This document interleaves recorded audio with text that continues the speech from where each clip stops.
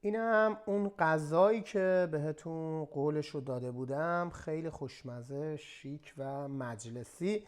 میتونید درستش بکنید. حالا برای دیدنش به ادامه فیلم توجه کنید. سلام عرض میکنم خدمت شما رفقای عزیز. امروز اومدم با یکی از خورشت ایرانی که همه عاشقشن، خورشت گوجه بادمجون، اما به سبکی متفاوت. اول میریم سراغ طعمسازی، من مزه سازیشو و چاشنی درست کردنشو بهتون یاد میدم و میریم بعد سراغ قسمت بعدی. مواد لازم: 3 تیکه مرغ داریم، این رون کامل من استفاده کردم. یه دونه فلفل دلمه‌ای داریم. 3-4 حب سیر نیاز داریم. دو تا چوب دارچین، پودرش نه لطفا، فقط چوبش، چون پودرش رنگش رو خراب میکنه.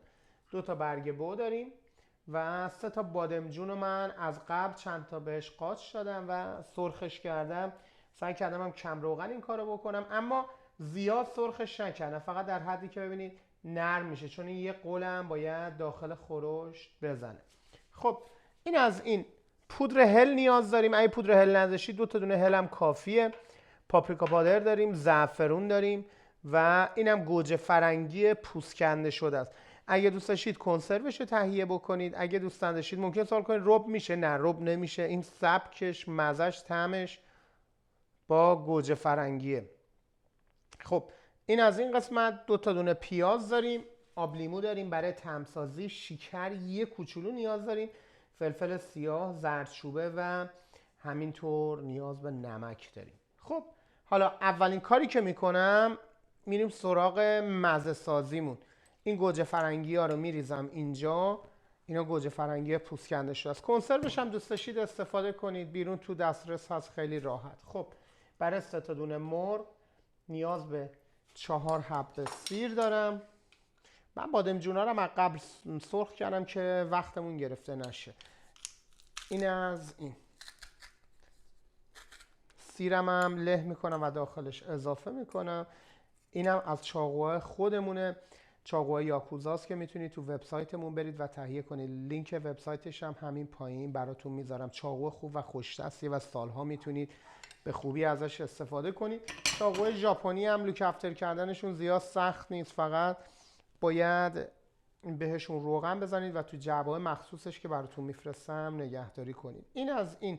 اینو بهش اضافه کردیم و میایم سراغ پودر هل به اندازه نوک قاشق چایخوری پودر هل بهش میذاریم. اگه شما خواستید خونه اضافه کنید میتونید 2 تا 3 تا دونه هل بهش اضافه بکنید. پاپریکا پادر نصف قاشق چایخوری، این خیلی مهمه. البته این اسموکش طعمش هم بهتر میکنه. این از این. حالا میریم برای درست کردن چاشنیش. چاشنیش یه مقداری شکره و آب لیمو، چیز سختی نداره. به اندازه 3 تا قاشق یا 4 تا قاشق آب لیمو بهش اضافه میکنید، همینطور شکر. ولی تو شکر خیلی دقت بکنید. ببینید قاشق هم قاشق غذاخوریه، یه نوک قاشق انقدر بهش شکر اضافه میکنید. این شکر تاثیرات خودشو داره. میام سراغ فلفل سیاه. این از فلفل سیاهمون به اندازه نوک قاشق که دیدید چقدره و زردچوبمون، اینم از زردچوبه. خب تو همین مرحله چون دارم سسشو درست میکنم میتونم نمکم هم اضافه کنم، به اندازه لازمم نمک. این از این. حالا کاری که میکنم با دستگاه میزنم و این مواد کاملا صاف میشه و بهتون نشون میدم. خب اینم از سسمون. باید اینو بچشیمش و حتما باید ملس باشه، ترش و شیرین. خب من یه کوچیک ازش امتحان کنم. این الان یه مقدار دیگه شکر لازم داره. من اندازه یه بشکون کوچیکم بهش شکر اضافه میکنم و موقعی که آبش هم بخار بشه تنظیم میشه. این از این. حالا اینو میذارم با کمی هم روغن، یه مقداری بهش روغن کم اضافه میکنم، میذارم رو گاز شروع کنه قل خوردن. حالا این از این. میذارمش کنار و مرحله به مرحله بهتون نشون میدم. میام سراغ پیازامون. پیازامون هم اوسط همه رو 2 نیم میکنیم. پیازای نیم بند میخوام. این پیازا رو هم یه تفت کوچیک بهش میدیم و رو همون ظرفی که پیازا رو تفت دادیم سسمون هم اضافه میکنیم و بهتون نشون میدم. حالا کاری که میکنیم فقط پیازا رو زیاد باید تفتشون بدید و به این اندازه برسه. بعدش تو این مرحله سسمون رو اضافه میکنیم. من هیچ وقت پیاز زیاد نمیسوزونمش، اما باید تو این روش پیازتون حتما سرخ بشه، یعنی کاملا به این شکل در بیاد. چرا؟ چون وقتی که داخل سس میخواد بجوشه دیگه خمیر نمیشه. این از این. ببینید سسمون خوش رنگ شد و دیگه تو این مرحله شعله رو کم میکنم من، کم تا مرغام آماده بشه. حالا مرغا رو نگاه کنید، دارم سرخش میکنم. اینم باید کاملا سرخ بشه، یعنی روش کاملا برشته بشه. البته من تو روغن حیوانی دارم این کارو میکنم. حالا چیزایی هم که میخوام بهش اضافه کنم و تو همین مرحله بهش اضافه میکنم. برگ بو رو اضافه میکنم بهش و چوبای دارچینم و همچنین زعفرون رو بهش تو همین مرحله اضافه میکنم و شعله‌ش رو کم میکنم. مرغام که سرخ شد با فلفل دلمه ها توش میشه. سرخ شد. این اندازه میخوام سرخ بشه. خب حالا مرغا رو برمیداریم و ترانسفر میکنیم داخل ظرف سسمون. ببینید به این شکل.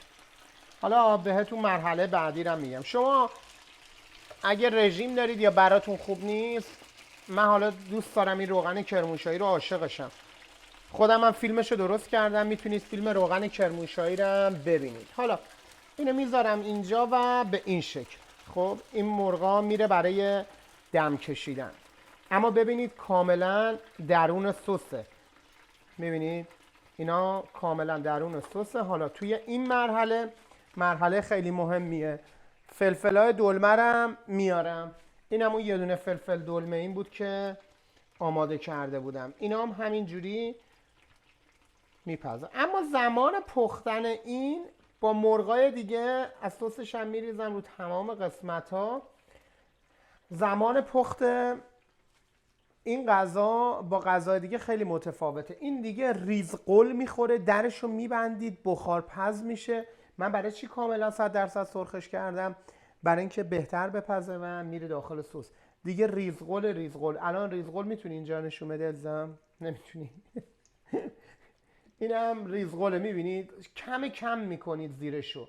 بعدم اگه دوست داشتید میتونید بیاید یه مقداری که پخت زیر و روش بکنید، مرغا رو پشت روش بکنید. اما سس من الان درشو ببندم کفایت میکنه. حالا برای تزیین روشم اگه خواستید میتونید، حالا کاری که من میکنم همیشه برای اینکه قشنگ بشه، میتونید 3-4 تا دونه موقع سرو کردنش گوجه فرنگی سرخ بکنید. اینا رو سری به غذا بزنیم. حتما باید ظرفمونم دردار باشه. ببینید داره ریزقل میخوره و خیلی هم خوب شده. اما این سس زمانی که قل میخوره میبینید پرتاب میشه اینور اونور. حتما باید یه ظرف دردار داشته باشید، در ظرفی هم که سنگین باشه. اینو من مخصوص همچین غذاهایی خریدم، تفالم هستش.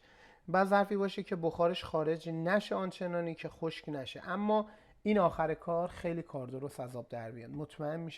مطمئن هستم که عاشق این غذا میشید.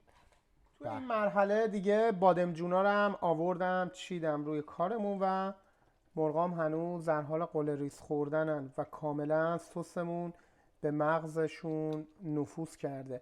یه دونه سیر درست‌ترم انداختم این وسط که آخر سر برای عکس انداختن و تزیین کردنشه. البته شما اگه دوست داشتید میتونید این کارو بکنید. این گوجه فرنگی ها هم که برای دیزاینش گذاشته بودم، اینا رو هم تو همین مرحله اضافه میکنم و بعد این مرحله دیگه میذارم آروم به مدت 7-8 دقیقه دیگه بمونه. البته نمیخوام بادمجونام کامل له بشه و سروش میکنم. امیدوارم که دلتون نخواد خودتون درست کنید. خیلی خوشمزه شده، یعنی یه طعم بی‌نهایت. روغن کرمانشاهی هم کمک کردش که اصلا روغن کرمانشاهی مجیکه، به هر چی میزنیش طعمشو خوشمزه میکنه. اینم از کاری که ما آماده کردیم براتون. این از مرغش کاملا پخته، بادمجوناش و این سیره هم برای دیزاینش گذاشتم. حالا اگه شما هم دوست داشتید میتونید این کارو بکنید، نه که نه. آقا دم همتون گرم که بیننده ما هستید.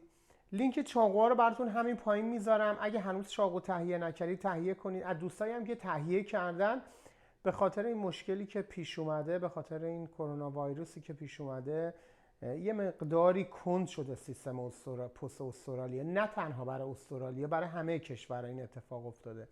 به خصوص اینجا که این بسته ها رو میبرن و ایزوله میکنن و مطمئن میشن از سلامتش، بعد پستش میکنن به همه جای دنیا. اما خیالتون راحت بشه، بسته هاتون به دستتون میرسه، به همه جای دنیا ما فرستادیم و رسیده.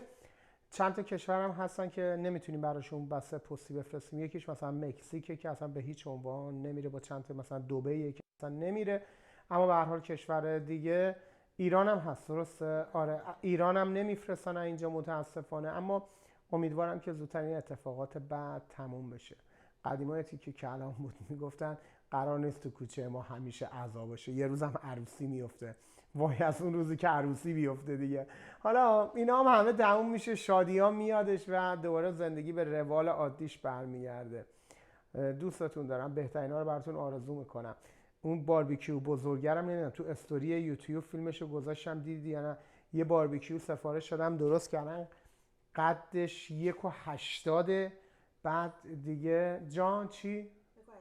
1.80، آره، 1.80 سانتی متر اینجوری طولشه، یعنی یه چیز هیولای اژدها وارد میشود. بعد فیلمایی که میخوام تو بیرون براتون بگیرم و دارم آماده میکنم، بوقلمون، گوسفند، مرغای سوخاری و خیلی چیزهای دیگه که قراره براتون درست بکنم. حالا فقط منتظر هواییم، هوا خیلی سرده، امروز هوا 4 درجه بودش. حالا امیدوارم که هوا بهتر بشه و این فیلم ها رو براتون درست بکنم. اگرم تا حالا جزو خانواده این اینستاگرام ما نشدید، حتما این کارو بکنید. میتونید جواد جوادی سرچ بکنید و اینستاگرام ما رو پیدا بکنید. اگرم غذای دوست داشتید اونجا بهم بگید و براتون درست میکنم. دم همتون گرم، خدایا رو نگهدار.